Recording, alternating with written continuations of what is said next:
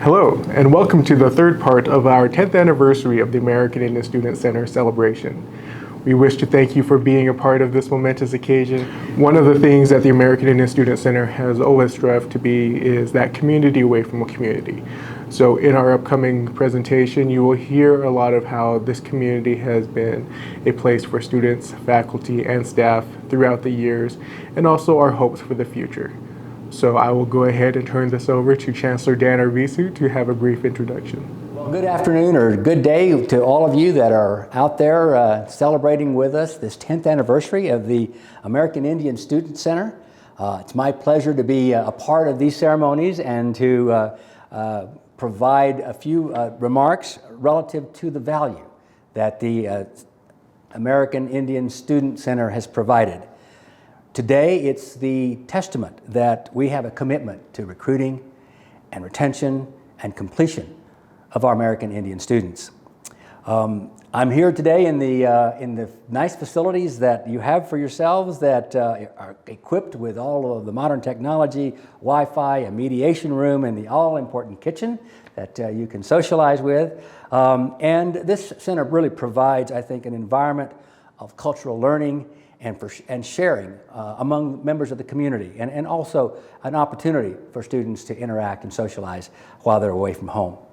In terms of the goals of New Mexico State University's system and the strategic plan that we put in place, the LEADS 2025, we have among our key elements, goals, and aspirations to be an exemplar for the social mobility of our underrepresented and students that are challenged in many different ways. And it is then, in fact, that social mobility that I think, and the achieving of an R1 status, essentially suggesting that we can have and celebrate our diversity and inclusion without ever sacrificing excellence. So this is an opportunity where we can drive excellence and diversity at the same time. And it does give us pause to say, we've come a long way, but where do we need to go next? So I see the American Indian Student Center as standing as a beacon and a pathway for not just undergraduate baccalaureate degrees or master's degrees, but all the way to PhDs, where social mobility is really a key element of the contribution that New Mexico State University provides. It's important that all of our underrepresented community see people like them in leadership positions, in faculty positions, and that we understand that really being inclusive and making students feel belonged and a sense of purpose and a sense of value in the communities that they serve as an important part of this journey. And so it's valuable that we really are focused on making sure that we provide those educational opportunities so that all of our communities can excel and can be part of the ecosystem that will continue to contribute and generate wealth and economic development in our state, in our communities, and really across the country altogether. It's important to look at the vision of 2025 as kind of where we started a couple of years ago, but it's also, I think, really important and an imperative that we look even beyond 2025. And I am so pleased to hear that the thinking that's going on in the American Indian Student Center is one that starts to contemplate what happens in 2030. The students that will be PhDs coming out of the next decade are in high school now. And we need to be reaching out into those communities. We need to be demonstrating that we are going to build the infrastructure necessary to reach these communities. And overall, the country will be well served. The state will be well served, our communities will be well served, and the individuals will be well served. So it's not too early for the American Indian Student Center to be thinking more proactively, more progressively about the kinds of things that the future holds. We all know that we're challenged in a post-COVID world, and this world is very, very different in lots of different ways. It's important that we have the infrastructure, especially as it relates to internet connectivity and broadband, so that those tools are available to the broader communities so that we can begin to educate our students from an early age, K through 20, to get to the outcomes that we're looking for in what we have labeled in our strategic plan of 2025. So it's for these and many more reasons, for the journey that you've been on for the last 10 years, for the journey that you will be on for the next 10 years, that I am so encouraged and inspired by everything that's been accomplished here, and I am so proud that you're celebrating your 10th anniversary, and I think it's just the start of many, many good, progressive, productive years in the future. So with all that, thank you for all that you do. Celebrate with us for this 10-year and look forward to the future, and go Aggies. My name is Michael Ray. I'm the director of the American Indian Program, 2015 to current. Before that, I was the student program coordinator from 2010 to 2015. I got my start with the American Indian Program as a student, way decade plus ago. I was a student here at New Mexico State University, so I utilized the services when it comes to the American Indian Program in Garcia Annex. And Garcia Annex was a little interesting place when it comes to, we have about, at that time, I think around 450 Native American students confined in this smaller area when it comes to, I can't remember what the dimensions of the building or the room was. I shouldn't say building, it was a room. So I was a student leader. I was that guy that just did a lot of student organizations. I always wanted to be in the mix of what the community was like, what's going on here at the program, but also to understand and get a better sense of the program. Now, I will say I used to be very critical of the American Indian Program in my younger years because I kept, just like all students who are in student leadership, oh, I can do this better. We should do it this way. How come we're not doing this? Or how come we're not doing that? So as I was getting ready to finish my degree here, the then director of the American Indian Program, Justin McHorse, asked me, so what are you doing? What are you doing after graduation? I'm like, I don't know, looking at graduate school again, seeing what's going on when it comes to that, going a little bit more further. And he asked me, can you put that on pause for a little bit? Put that on the back burner? We have a position that's coming up here pretty soon, and I'd really like you to apply for it. So in August of 2010, I was emergency hired on as the student program coordinator here at the American Indian Program. And this is when we were still in Garcia Annex. So Garcia Annex, my old office was right next to the student lounge. And this was a wonderful time in that I had that personal connection with almost every student that was in there because my office, if anybody needed me, they just, hey, Mike, I was just in the next room over. There was no way that I wouldn't be able to hear that. So that opportunity to be that close-knit with the community really gave me that opportunity to be a really good program coordinator and see what the needs of the students were. So this is where some of the events that we have now kind of started when it comes to the food from home events. During the administration before, we really hadn't had that many opportunities to bring tribal food here on campus. So where that came from was I misspoke at a building potluck that we used to have at the Garcia Annex. So our monthly building potlucks used to be around a monthly building meeting. So this is where career services, Chicano programs, Trio, who was in the office at the time, Black programs, international programs would all come together, and we would have a meeting, but also we'd have a potluck. So one of those days, I was talking to our then administrative assistant, Miss Juanita Herrera, saying, "Oh man, we can do this better," just like the big-headed student of me used to be. We can do something better than this. I can have my grandma come down and she can bring some stew, she can bring some bread, she can bring all these opportunities. And somebody overheard me and they said, "Oh, Michael Ray, American Indian Program, you guys are gonna be next then." So, again, my mouth is very big, I talk a lot, and this is just one of those times where it came out. And I had to go to our director, Justin McHorse, and say, I kind of signed us up inadvertently for the next potluck. And, but I have a plan. I have this idea. So I told him the idea. He said, okay, next time, watch your mouth a little bit, but don't go making checks you can't cash type of a thing. So this is where the opportunity for family or for tribal community to come on down, at least within our administration, started. It came from a mistake of me over-speaking One of the biggest features of this facility is the kitchen. The ability to have cultural programming where we could invite down community members from our different tribal nations in the state who could bring food that we cherish from home, that fond memory of what it's like to be back home for feast day or for different community gatherings or celebrations, to be able to invite those folks to bring that experience down to campus, to really make that connection where our students were still getting bits of their home experience here on campus. Also, it definitely enriched American Indian Week to be able to not only utilize Corbett Center for the Arts and Crafts Expo, but to hold a lot of the cultural events and the Indian taco demonstration here on campus, where our students are able to create something from their communities and share it with the greater student body, faculty, and staff on campus. And so again, it allowed the connection to home, but also the sharing of home with others. And then I remember our first home-cooked meal here.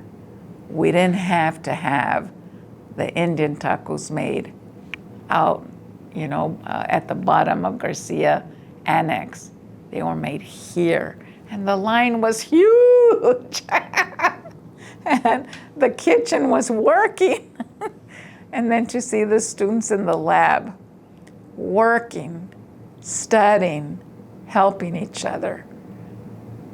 The camaraderie, the speakers we brought in to what I call the classroom or the lecture hall. And although it wasn't the big one we expected, it was packed with people. And then when we're bringing a bigger speaker, well, that's what we have, Corbett and the auditoriums, Hardman Halls, and et cetera. Community members, keynote speakers, who could share the making of pottery, like Josephine Seymour, bringing her down to show the documentary Grab the Movie, and bringing down Ricardo Cate, famous comic artist, John Trudell, Dennis Banks, these different Native leaders, activists, who really have worked to sacrifice themselves, and others who have sacrificed themselves to allow us to be here today, to have an environment where we can to become educated and to feel comfortable being on campus, where we can just be students. We could just be professionals in trying to help educate the greater community of the true history of American Indian people. And to be at this point in time where so much has happened from when I arrived. I remember giving presentations and helping students develop presentations on the detriments of Indian mascots, Indian sports mascots. To see 4 years ago, 5 years ago, when those presentations were given, to today, when on a national level, presidents of corporations are starting to realize that this movement for social justice matters, and that they're making the changes that promote stereotypes, imagery, and misconceptions, and really bringing that all together. That's the purpose of this center here, is to provide a safe place to learn, grow, and study. My name is Brittany Stout. I'm the administrative assistant here at the American Indian Program. I've been here since February 2017. Prior to coming to the program, I worked for a couple of different places on campus. One of them was our student newspaper, and another was Faculty Senate. Both of those positions took me to a place on campus that necessitated me passing by our building every single day that I came into work. But what happened was, when I'd passed by the building, it was in its early stages when it was still being built. And even after it was here, but it was not landscaped yet. And the thing that was so interesting to me were the large windows and how it was so different from any other building on campus. It just looked different, and maybe it was my preconceived notions about the building, but I thought like there was kind of a definitely like spiritual vibe about it. But it seemed mysterious to me. And our windows are tinted. And I didn't know, as a person just passing by, how someone watching or looking at the building, how they would appear to the person inside of the building. And now I am the person inside of the building. So I see that person that was me passing by and trying to like look in the windows, but not let anybody know that I'm looking in the windows. And the only thing you really want to do is press your face against the glass and do like that and look in. And there are definitely people who do that. So I understand, and that, and in those instances, I try to be as friendly as possible and just wave and let them know that I'm right there looking at them. It was something that I had to get past, the feeling that there was this mysterious building on campus and you didn't know what was going on. Is anybody even in there, and what happens in there? And so now that I am part of the program, it's so demystified, and it's lovely, and now I get to tell other people, don't be afraid to come in. Maybe there's large tinted windows and you have no idea. And I think also because it says American Indian, people have a tendency to think you have to be Native American to use that program. And that's not the case at all. It's open for all NMSU students, faculty, and staff. And learning that was such an eye-opener for me, and it was something that I was happy to then turn around and tell other people about, like, oh, sure, you can go in that building. It's not scary. It's not, you don't know what's going on in there because the windows are tinted. It's just a building, and it's good to have tinted windows like that, because in New Mexico, that sun is so hot and you need tinting on all your windows. And so that was one of the lessons that I learned. We also need it because we have valuable artwork that needs to be protected. And anytime you go to a museum, you'll see it behind glass that protects the art from the harsh New Mexico sun. But yeah, so it's a very practical reason why we have our windows tinted. Nothing so mysterious as I thought it was. I remember Eileen Cruz, Miss Native American. It made me comfortable again too, because Garcia Annex was so small, and with the population that was at NMSU, you kind of felt like, oh, I need to hurry up and finish using a computer because someone might need it. And just having that one room really where you could hang out with your friends, but you also had people on the computers too. It was nice. It was a tight knit little room where you could hang out with people. But going from that to the new center, it was more open. You could hang out in one room next to the kitchen, or you could be in the computer lab with more computers and more tables to work, or you can just even be sitting out in the hall wanting to read a book, or just hanging out. So going from Garcia Annex to the center, it was it was great. I couldn't say anything other than that it was great, knowing that we went from such a small space where numerous students were being helped to an even bigger space where it attracted more students to come. I think going from a smaller place to a bigger place attracted more of the Native population to come and get those services, because there was places for us to go. And now that we're in a new center, it kind of again just broadcasts the services that are available to us students, because it showed that we are valued, and that we are wanting to be on campus, and that the staff wants us to be on campus, and they want us to be comfortable. They want us to be help us out. And by going from one small center to the next, I think that definitely showed what the school was willing to do to keep students on campus. And there's a lot that American Indians have to share in just in values and having an open mind and thinking outside of the common box that most people are set in. Those are very valuable to the world. And in order to get that value out and into the world, we really need these centers that allow for that to happen. So it is a display of leadership and being a good leader and seeing a vision through, not just having an idea and feeling good about it for that day, but actually seeing that idea through, and that way it can be shared with others. You know, taking a vision, an idea, leading it so that it can become real and tangible and others can benefit from it and then grow from it. Supporting that is invaluable. It also showed me that, and it also taught me my time there at New Mexico State University in the American Indian program, and I realized that there are untapped resources ready to be deployed. There are allies ready to support the needs of American Indians. But it takes a vision and it takes a willingness to lead for the betterment of the community.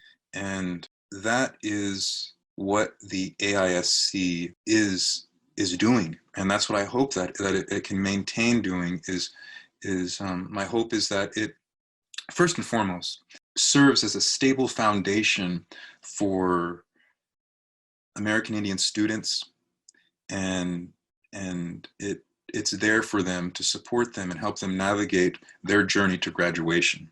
That's first and foremost. We want American Indian students to graduate and to acquire all those skills and knowledge and experiences to help themselves, their communities, and the world at large. And so with that, we were able to complete the environment that we are in today. And this is one thing we can say is, outside of the institutional manpower and time, this facility was funded by state funding. And so much thanks to the state of New Mexico, the legislators, for making the American Indian Student Center a reality. My experience at the American Indian program has been an educational one. Unfortunately, I did not know that much about our tribal communities prior to coming to the program. And so this has really been an opportunity for me to not only get to know the people that are from our tribal communities, but to learn about the culture and to learn about the heritage and even some traditions, the things that I can know about our local communities. It's been such an amazing experience to learn about a place that you've lived for so long.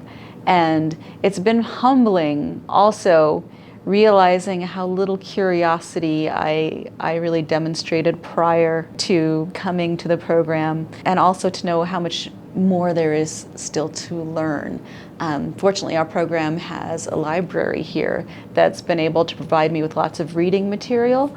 And while reading material is great because it's a fantastic way to expand your knowledge, the best source of my knowledge has really been just from speaking to the people who come into our program and just spending time getting to know them. That's really the best way to know about the people of any community. They're the best representatives. There is a huge difference, and I'm not saying this because I'm biased towards, a certain school, but when we have students going to state, they always say, well, I know AIP is there, I can go and get help, and I utilize the center, I go here, I go there, and like when we hear about the different universities, whether they're here in New Mexico or outside the state, they're different. They're like, I know it's there, but I don't feel comfortable going. I'd rather just go to a library, or I'll just, stick it out in my room. So there is a huge difference, and it varies from university to university. Even the campus as itself, like for example, my sister, she, got a full ride out to University of Redlands, and they had a student center there for Native Americans, but it just wasn't what she thought it was going to be. And even the campus itself, and when she had come back home, she said, I think I want to go to state. I think that's where I should have gone in the beginning. And so when she went, and she's been there since school started, and she goes to campus, she's like, it's completely different here than when I was out in California. Even the people are different. They're more welcoming. They tell me hi, they acknowledge me, and it's just a different feeling being on this campus as opposed to another campus. But my hopes of this building was that it brought people together. Back in Garcia Annex, it was a very close, tight-knit community because, again, we just didn't have the space. But, we were very close to Black programs. We were very close to Chicano program. And I knew by moving to the American Indian Student Center, we might lose some of that because it was just so amazing amazing having that ability to, we could yell, hey, what's going on? What are you guys doing? Or come on over here, come hang out with us. And now we're separated by a parking lot. So my hope was still that we can maintain that sense of community within amongst our organizations and our group, because, like we've always said before, the American Indian Student Center has American Indian student on there, but that doesn't mean that we exclude anybody. Our building was put here with the focus of American Indians, but it's not limiting only to American Indians. And this is what we talk about when it comes to our state. We talk about our nation. It's making sure that we have those opportunities to come together, learn from one another, experience each other's cultures, because once we understand each other's cultures a little bit more, we then get a better understanding of how we can move forward, how we can collaborate with one another, how can we build a community that comes together when times are tough, when times are doing well, and how can we support one another as we go through our various endeavors. We've been saying quite often, when it comes to the rising tide lifts all boats. So when we all lift one another, we're all there to be there supporting and helping one another. And continues to be a place where American Indian leadership is encouraged, it is developed, and it is nurtured, because leadership is critical to the success of American Indian culture, communities, well-being. And of course, being a place where the students can have a sense of community, belonging, and to get that fix of fry bread and stew every now and then, that's important. Good mood food that can help us when we're lonely, feel like we're ready to question whether we can do it or not, whether we can make it that entire 4 years or X amount of years to our goal. We truly do need a place that we can call home, away from home. And that's what I hope that the AISC continues to do. To me, it was the atmosphere and the vibe that I got from the center. It was homey, it was safe, it was welcoming, and I spent a lot of my time, even when I didn't have to be on campus, I would go and hang out at the center because my friends were there, our new people were there, and it was just nice to meet new people and network, basically. And that's what I'll always love about the center, is that it was so welcoming. It felt warm, it felt safe, and it was in such a central location that you could just go to Corbett and then up the hill, and you can have your lunch there, you can meet your friends there, you could go and have your dinner there, just different things like that. And I think the center, being in its location is a good way to bring people in through the doors, because it's right in the heart of everything pretty much. And I think as long as it continues to have that warm and friendly environment, it's never going to be empty. And when I was there, it was never empty. The rooms are always filled.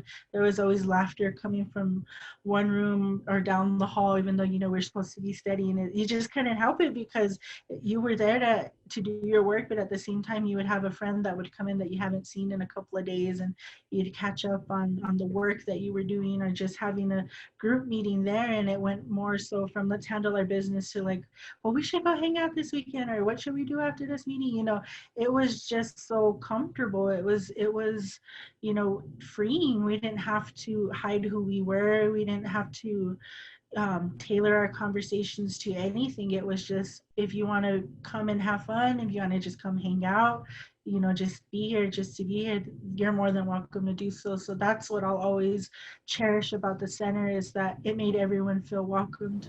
I foresee for the future of the American Indian Student Center that we will have such a expansive base, alumni in general, who see the benefit and have benefited from utilizing the American Indian Student Center, where they would like to give back and perhaps maybe expand the American Indian Student Center to where it was originally designed to be, this two-story facility, this complete facility, to see more American Indian staff members and faculty on campus in roles of leadership as professors, as vice presidents, deans. That's what I believe is the vision of the American Indian Student Center, and the purpose of the American Indian Student Center is to continue to advance American Indian professionals in society, in our tribal communities,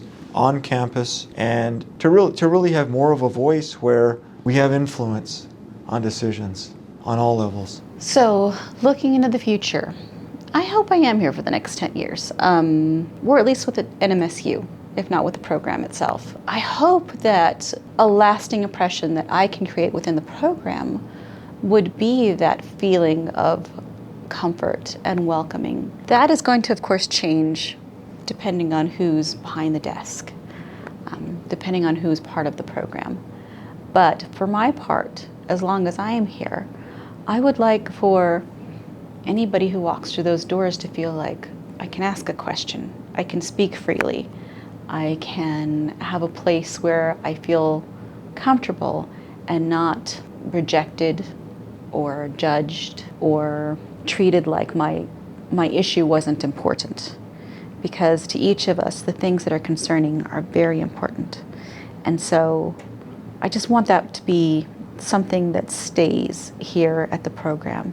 And I think that so long as we work hard to nurture that among whoever we have that's behind the desk in one of the offices, any one of our students that's working for the program, I hope that we're able to continue that feeling and that level of comfort for our students. So my hopes for the program in the future 10 years, as again, this continues to be a place where students feel that they can utilize as a place of strength. Many places when students come from high school, students come other places, Native American specific, Native American focused, programs, they're seen as you have to be there because you're Native American, because you have these deficiencies, because you're, socially, economically challenged, because you're academically challenged, very much based in deficit. But I want the American Indian program, the American Indian Student Center to remain a place of strength, that students are able to utilize this place as a hub, not to only be here at the American Indian Student Center, but a hub as a gateway, as an access point to every resource here on our campus. Because one of the things we often talk about is that this university, all the programs, the research, some of the stuff, we're funded by tuition. That is our one of our biggest revenue, one of our biggest forms of bringing money into the university. So this is where your student fees are paying towards. This is where your tuition is paying for. And I want every one of our students to utilize the money that they paid for, get their money's worth. So when it comes to utilizing the tutoring services at the Student Success Center, I wish that students would utilize them to their fullest capacity, even much more so than they might be doing now. Utilizing the services of the Indian Resources Development Program, utilizing the resources of Black programs, Chicano programs, military veterans, LGBT+, and student accessibility services, because we're all here to help. And if they use this as a hub, as a gateway to find all these different services, that is great. If they use this as a stop along their journey, that is also great, because we also want to have that impact. Students, again, were able to come here, they were able to get the services that they needed, but also they were able to be a part of our community. As we talk about community building and capacity building, the transmission of cultural knowledge, that social capital happens when we gather together socially, when we get to invest in others, when we get to share our experience, when we get to share our knowledge that we've gained over the years. And I hope that when the American Indian program is no longer under my directorship, that whoever does come on in after me will still maintain and keep those values of being a student-focused area, but also uplifting our tribal communities when it comes to the academics, when it comes to the administration, that they still create and maintain these commitments and relationships to work with our tribal communities, and not just for or at or on the behalf of, but we create this two-way communication of what are the tribal communities expect from us, not just what do we expect from the tribal communities when it comes to the numbers of students that they send us, but what do we do when we give back, when we give the student back to the tribal community, when we give any of our students to those tribal communities, as many of our students who are not Native American will work for some of our tribal communities in our tribal communities. So how do we prepare them to do that? How do we give them that ability to understand cultural experiences? How do we give them the opportunity to know a little bit more beyond their own personal community and their own personal culture? It would be my hope that we could quadruple the enrollment of American Indian students at New Mexico State University, and that we would truly be the university of choice. It would be my hope that we would have so many Native American professors that every university in the country would say, "What are you doing, University of Choice, to make Native American faculty feel so welcome, so included? What have you done to truly make people believe in your land-grant mission? And how have you helped change the economy of New Mexico? How have you improved the lives of all people so that we teach respect and harmony and acceptance? Furthermore, there is an individual that works at New Mexico State University that taught me a lot, and that's Michael Ray. It would be my hope that every person in New Mexico would learn the names and locations of all our tribes, pueblos, and nations, just like you gave me and my t-shirt. But I love that t-shirt, and it shows because we don't teach that in our public schools or in our private schools. And how can we not have that as New Mexico history? And to me, I'd like to see more of that. In the next 5 years, I truly would love to see an American Indian on the Board of Regents. We've never had one, and I never achieved in getting that done as an employee. I'm working on it as an alum. I love to see us produce, this Student Center produce, more American Indian legislators. We need them. We lost Senator Pinto, but his granddaughter is doing a phenomenal job. Senator Shendo, whose son came to New Mexico State University, phenomenal. Senator Sosi, who did so much. And how do we ensure that we get people like Representative Begay, Representative Madalena, and the people that understand, like Representative Georgine Lewis? I'd love to see at least 25% of our legislature at least be American Indian, with the proper support, funding, commitment from the Chancellor and President, commitment from the regents. Those types of dreams can be achieved. I really do. But they cannot have a director of American Indian program that is not paid equal to directors of other programs. And you know I harp on that over and over and over again. They cannot have a director of American Indian program who doesn't have a full-time assistant director. They can't have a successful program to increase the number of American Indian students when they don't give you the budget to travel. So I'm still a very gripey person, but I have been since 1971, in saying, how do we make it equal? What other things do we do? We need to have more faculty that look like their children. We need to have more administrators that look like their children. It's just common sense. And so I look forward to one day that we have a president of New Mexico State that's an American Indian. I hope it happens in my lifetime. I want a regent who's an American Indian, Michael. I've proposed names for 25 years. I'm still gonna keep proposing names. I think that the American Indian Student Center can get more publicity for cross country and for student athletes who are American Indian. I try to do that when athletics report it to me. There's so much wonderful things. I have no clue what kind of technology we're gonna have in 10 years.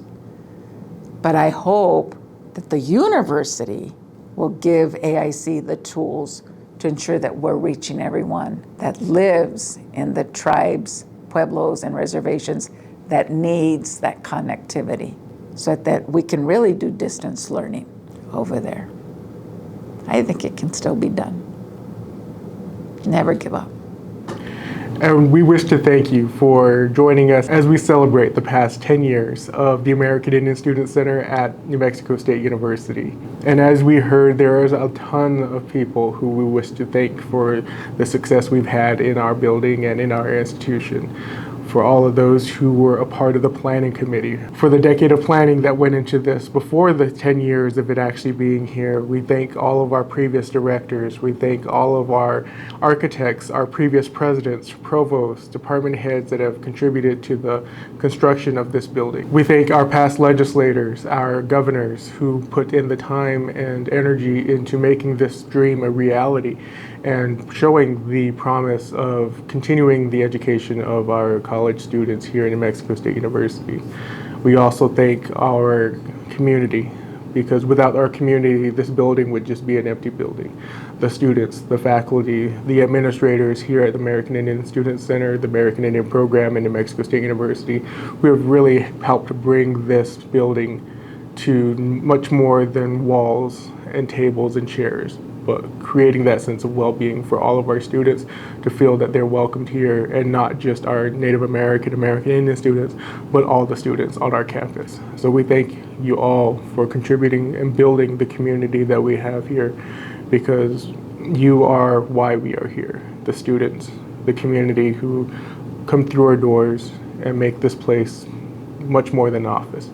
Because without you, we would have a very boring job here. But we thank you for being a part of our community. Thank you for looking forward to the many great things that we're going to be doing. And we just thank the students who have come through our halls, because definitely we know that you have had a great impact here at the American Indian Student Center, the New Mexico State University, but also you continue to have a great impact in our state, in our country, and in our world, as you have gone on to do a lot of great things. And we look forward to you coming back when we have the opportunity to all come together once again.